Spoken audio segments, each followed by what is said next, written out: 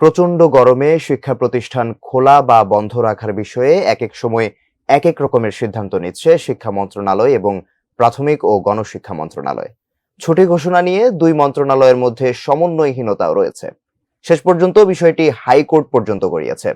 কিন্তু উচ্চ আদালতের নির্দেশনা নিয়ে প্রশ্ন তোলার একদিন পরেই ভোল পাল্টালেন শিক্ষামন্ত্রী মুহিবুল হাসান চৌধুরী। বিস্তারিত শেখ ফরিদের রিপোর্টে। একের পর এক হিট অ্যালার্ট দিয়ে যাচ্ছে আবহাওয়া অধিদপ্তর। তাপমাত্রা পারদ দিনকে দিন বাড়ছে। তাপপ্রবাহের শুরু থেকেই শিক্ষা প্রতিষ্ঠান বন্ধ রাখার আলোচনা ছিল। এ কারণে ঈদের ছুটির পর এক সপ্তাহ বন্ধ ছিল স্কুল কলেজ। এদিকে চলমান তাপপ্রবাহের মধ্যে গত 28 এপ্রিল থেকে খুলে দেওয়া হয় শিক্ষা প্রতিষ্ঠান। খোলার দিন 2 শিক্ষক ও 1 শিক্ষার্থীর মৃত্যু হয় গরমজনিত কারণে। এছাড়া অসুস্থ হয়ে পড়ে আরও অনেকেই।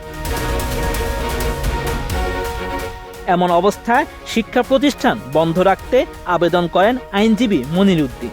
আবেদনের প্রেক্ষিতে হাইকোর্ট স্কুল কলেজ ও মাদ্রাসা 2 মে পর্যন্ত বন্ধ রাখার নির্দেশনা দেন।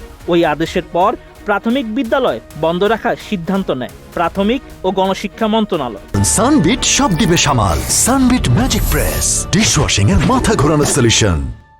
কিন্তু গোলক ধাঁধায় শিক্ষা মন্ত্রণালয়ের অধীন স্কুল কলেজের ছুটি নিয়ে। উচ্চ আদালতের এই আদেশের পর শিক্ষামন্ত্রী মুহিবুল হাসান চৌধুরী জানান, সারা দেশের শিক্ষা প্রতিষ্ঠান বন্ধে এক ধরনের মানসিকতা তৈরি হচ্ছে।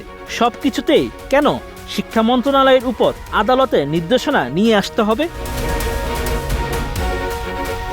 এ সময় হাইকোর্টের আদেশের বিরুদ্ধে আপিল বিভাগে যাবেন বলে জানিয়েছেন শিক্ষামন্ত্রী। কিন্তু একদিন পরেই অন্য কথা বললেন নওফেল। তিনি জানান, আদালত বন্ধ থাকায় আপিল করতে যাবেন না তিনি।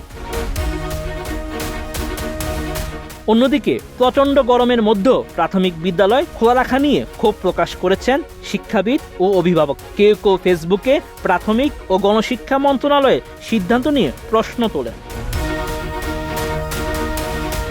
শিক্ষাবিদেরা বলছেন, অসহনীয় এই তাপপ্রবাহের মধ্যে শিশুদের স্বাস্থ্য ঝুঁকির বিষয়টি বিবেচনা করতে হবে। প্রাথমিক ও গণশিক্ষা মন্ত্রণালয় এবং শিক্ষা মন্ত্রণালয়ের উচিত শিক্ষার্থীদের স্বার্থ সংশ্লিষ্ট যে কোনো বিষয়ে সমন্বিতভাবে সুস্থির সিদ্ধান্ত নেওয়া।